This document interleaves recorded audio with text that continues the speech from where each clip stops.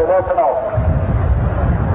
በታሪኩ ባህላዊነት ሲኖረው በመስቀልነቱ ደግሞ የሃይማኖት በዓል ነው።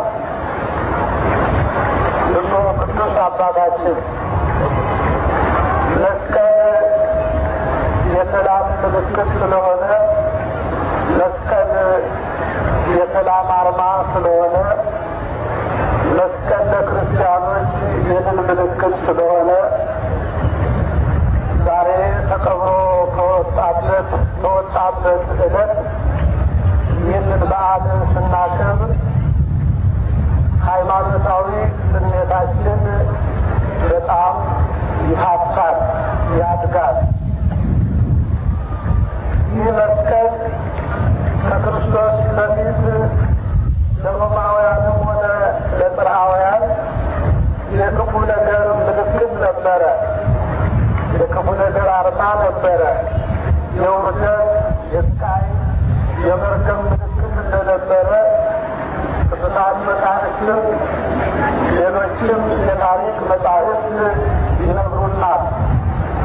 ነገር ግን የክርስቶስ ደም ስለፈሰሰበት ይልቁንም ለሰው ልጆች ብሎ በመስቀል ላይ በመሰቀሉ ምክንያት ይህ መስቀል የእኛ ክብራችን ነው፣ ጌጣችን ነው።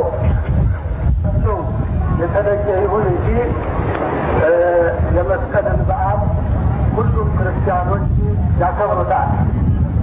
በልዩ ልዩ ጉባኤዎችም ተነስቶ መስቀል የቤተ ክርስቲያን ምልክት፣ የቤተ ክርስቲያን አርማ እንዲሆን ተወስኗል።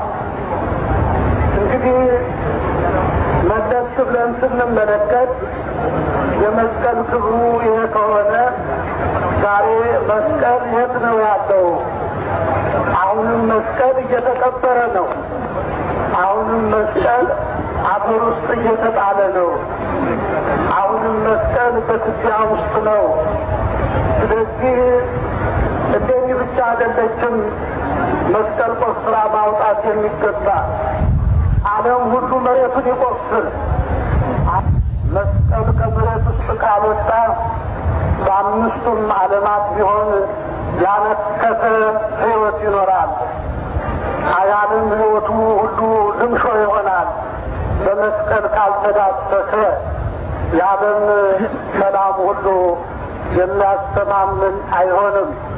ስለዚህ የቅድስናው መልእክትና በረከት በዛሬው ዕለት በኢትዮጵያና በሌሎቹም ዓለማት ላሉት ምዕመናንና ጉዳዩ ለሚመለከታቸው ሁሉ የመስቀልን ክብር ሊያስረዱት ይገባል። ቅዱስ አባታችን ይህ በዓል ሀገራችን የሰላም ምልክት ነው፣ የበረከት ምልክት ነው። ደዌያት የሚወገዱበት፣ ሰላም የሚሰፍንበት፣ ጤንነት የሚረብበት በዓል እንዲሆን የቅድስናውን ጸሎት እንጠይቃለን። በዓሉን ይባርክልን።